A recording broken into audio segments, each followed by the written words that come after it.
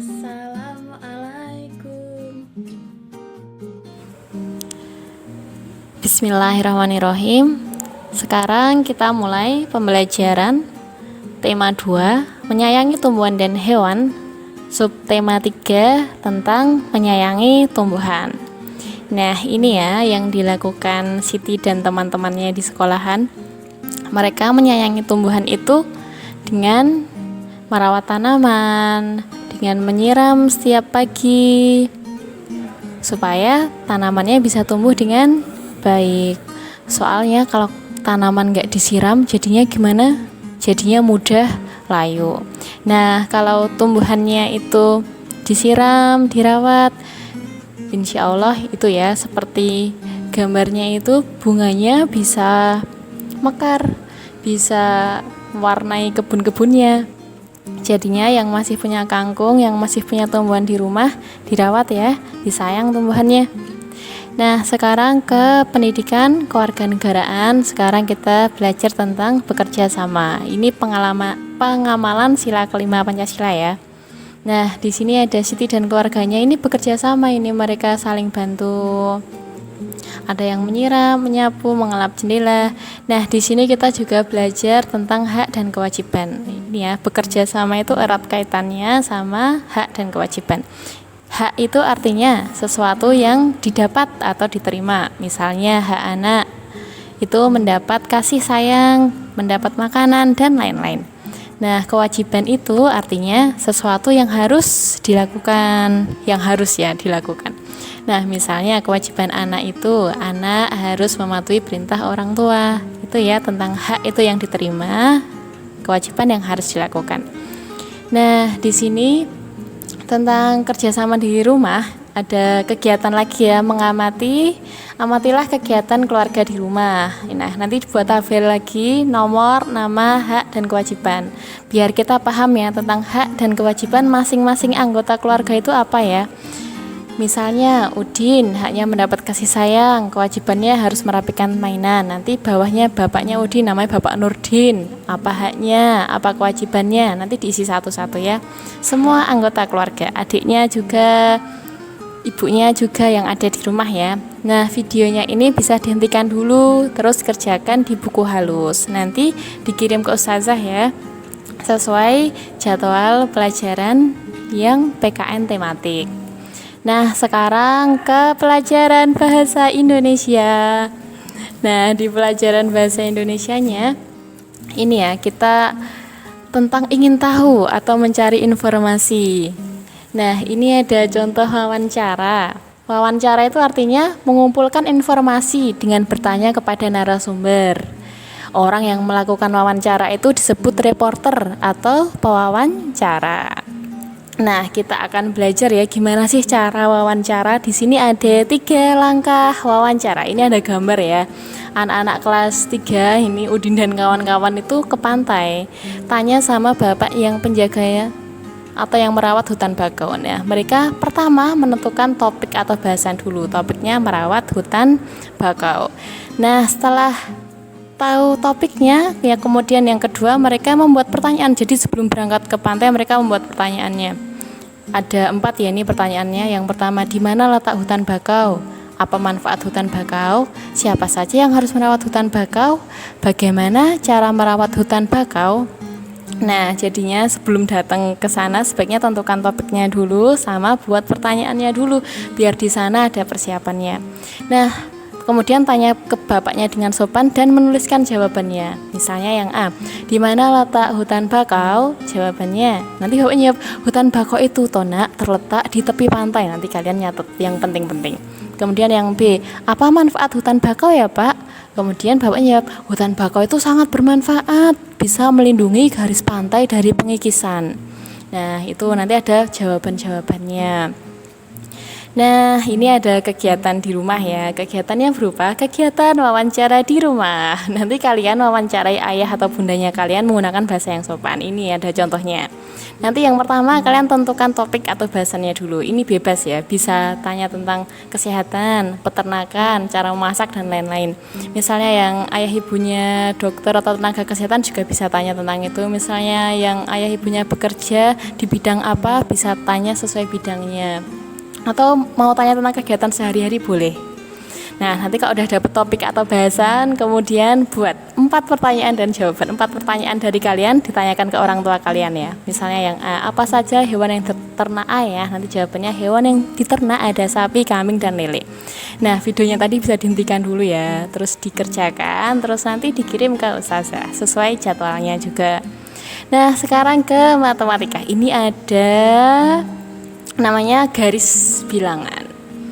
Kalau kemarin kalian udah belajar tentang penggaris, meteran, dan lain-lain. Nah, sekarang kalian buat garis bilangan. Kenapa namanya garis bilangan? Karena ada garis, kemudian di bawahnya ada bilangan-bilangannya. Ini ya, contohnya kalian bisa membuat ini ya di buku kotaknya kalian masing-masing. Nanti cari penggarisnya dulu, kemudian kalian garis, ditulis bawahnya sesuai tulisan yang dipenggaris dari 0, 1, 2, 3, 4, 5, 6, 7, 8, 9, 10. Nah, garis bilangan ini sebenarnya sangat bermanfaat ya untuk pengukuran. Misalnya kalian mengukur pakai meteran atau mengukur pakai penggaris, ini sangat bermanfaat. Dan nanti kita belajar garis bilangan ini tentang penjumlahan. Sebenarnya ini menyenangkan ya. Jadinya misalnya panjang tongkat 4 cm. Tongkat yang satunya memiliki panjang 5 cm. Nah, kemudian nanti dihitung dengan penggaris. Tapi di sini ada penghitungan dengan garis bilangan ya, ada seperti anak panahnya seperti itu. Nah, ada yang sudah buat garisnya di buku kotak. Disiapkan ya buku kotak, penggaris sama alat tulisnya masing-masing. Nah, ini ada garis bilangan yang ustazah hilangin beberapa angkanya. Ini diganti A, B, C, D, dan E. Nah, nanti ini bisa diisi ya. Yang A itu 1, B 3, yang C itu seharusnya diisi angka 5, yang D itu diisi angka 8, yang E diisi angka 10. Jadinya garis bilangan ini berurutan ya angkanya dari 0, 1, 2, 3, 4, 5, 6, 7, 8, 9, 10. Nanti kita pelajari tentang pengenalan garis bilangan, terus ke penjumlahan, tentang soal ceritanya juga. Jadinya disiapkan dulu tadi buku kotak, penggaris, alat tulisnya. Nanti ini dibuat ya garisnya dulu, kemudian ditulisi angka-angkanya. Nanti ada 2 latihan soal yang bisa kita kerjakan bersama-sama. Ada pembahasannya juga insya Allah. Nah, ini ya, sekarang ada anak panahnya dari A ke B. Ini lompatnya ada 2 lompatan ya. Jadi nilai satuannya pas anak panahnya di angka 2. Jadi nilai satuannya 2. Dilihat ya dari hasil anak panah yang terakhirnya. Nah, sekarang ke latihan yang kedua. Ini ada 2 kali lompatan. Yang A dari 0 sampai 3. Ini melompatnya 3. Kemudian B lompatnya dari 3 ke 5, ada 2 lompatan ya. Jadi nilainya 3 tambah 2 sama dengan 5. Ini ya contoh latihannya. Nanti setelah ini ada latihan soal, dikerjakan ya di buku kotaknya masing-masing. Nah, ini ada latihannya. Ada 2 daun sirih yang punya ukuran berbeda. Nah, kalian tugasnya ngisi titik-titiknya ya. Panjang kedua daun adalah titik-titik tambah titik-titik. Dilihat di garis bilangannya. Nah, nanti videonya ini bisa dihentikan dulu, terus kerjakan di buku kotak masing-masing.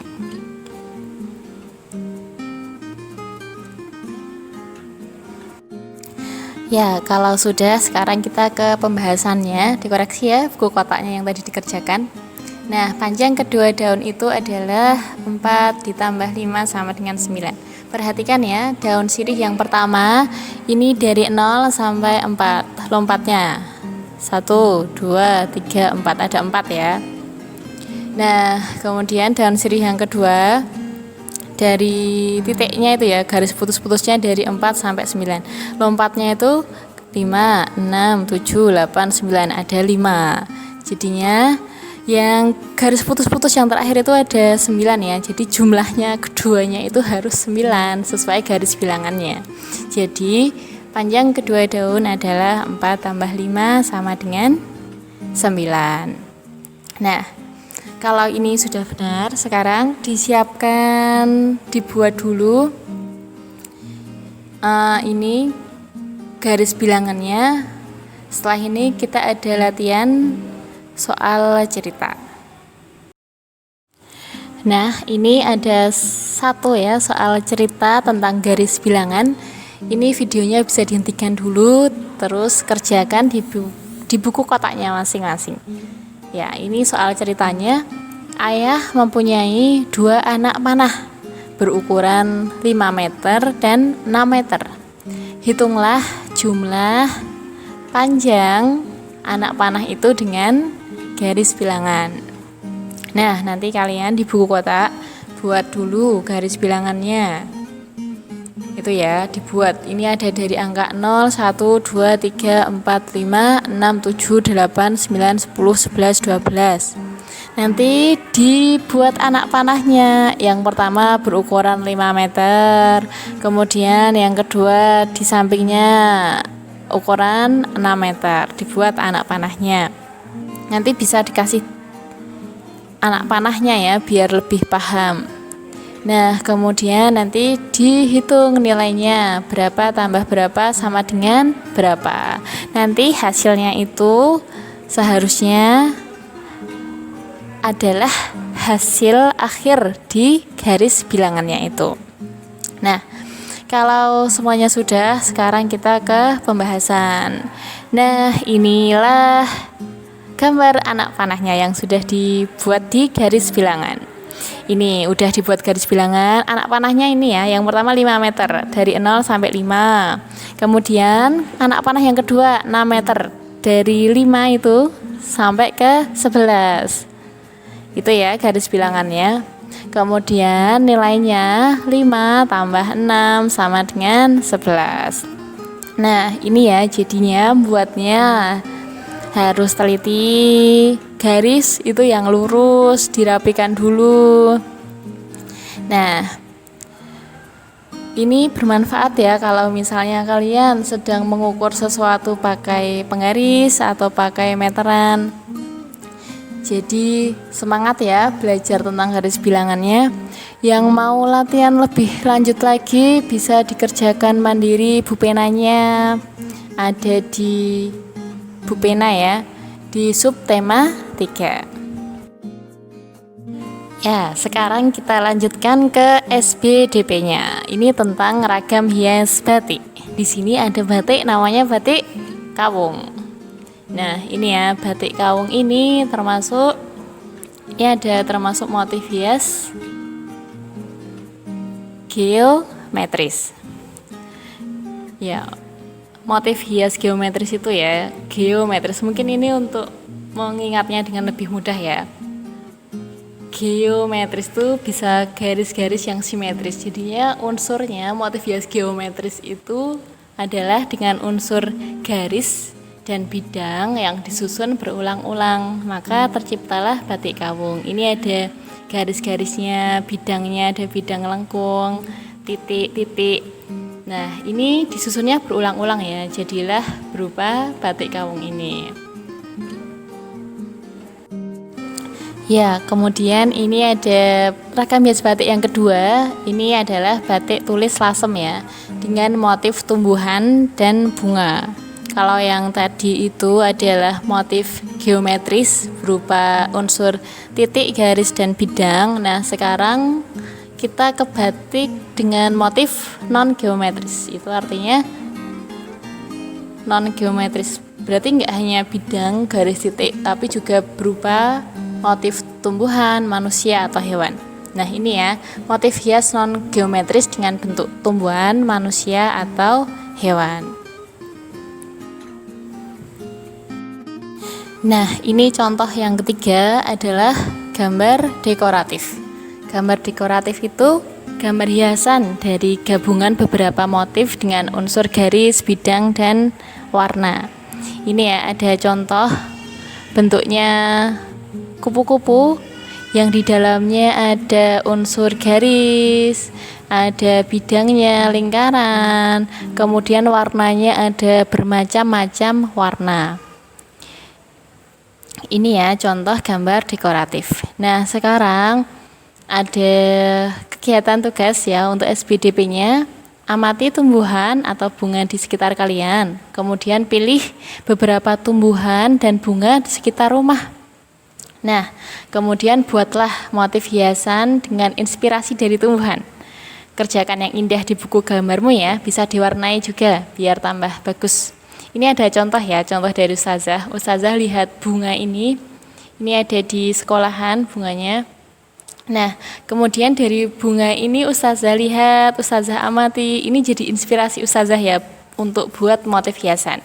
Nah, kemudian jadilah hiasan di sampingnya, itu ya. Contoh motif hiasan yang Ustazah buat. Kalian juga buat ya motif hiasan berdasarkan apa yang kalian lihat di lingkungan rumah kalian. Nah, kita ambil hikmah pelajarannya ya, tentang PKN-nya, tentang bekerja sama. Bekerja sama itu suatu yang sangat menyenangkan dan meringankan tugas pekerjaannya. Di sini di surat Al-Maidah ayat 2, dan tolong menolonglah kamu dalam mengerjakan kebaikan dan takwa. Misalnya di rumah dari bangun, bisa saling bangunin untuk sholat subuh berjamaah atau untuk sholat subuh, untuk mengingat Allah, bersyukur sama Allah masih melihat hari yang indah ini. Kemudian paginya bareng-bareng bekerja sama membersihkan rumah. Nanti ibu jadi pekerjaannya tambah ringan. Kita bantu cuci piring, kita bantu nyiapin makanan, kita bantu masak, kita bantu nyapu, ngepel. Nah, itu akan sangat meringankan pekerjaan orang tua. Dan di dalamnya pun ada kebersamaannya. Jadi kita bisa lebih berbuat sesuatu bersama-sama juga. Nah, alhamdulillah sudah pembelajaran subtema 3-nya. Tetap semangat belajar di rumahnya. Barakallah kelas 3. Ustazah akhiri. Wassalamualaikum warahmatullahi wabarakatuh.